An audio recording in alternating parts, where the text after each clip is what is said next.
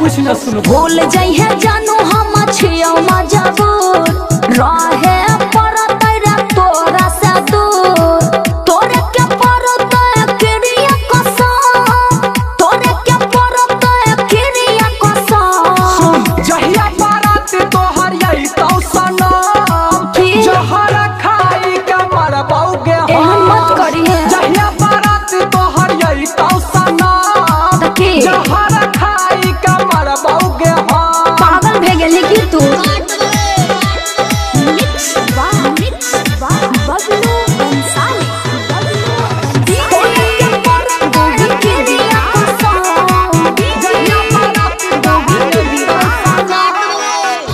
मजबूर करे पड़ता शादी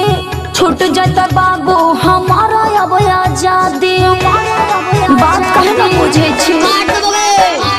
छियो मजबूर करे पड़ता शादी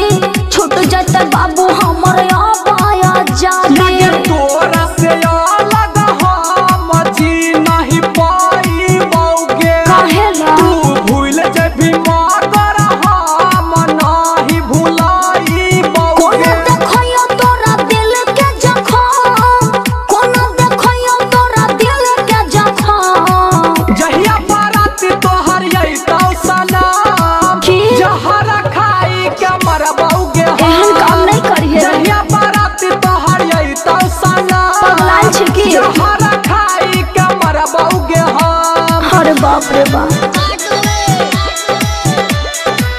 तोरे के परत क्रिया कसम जहिया बारात तोहर यही तो सनम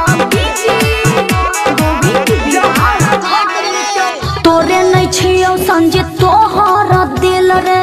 जानै छै बतिया रे राइटर अनिल रे तोरा विश्वास नहीं हो तो पूछ ले ना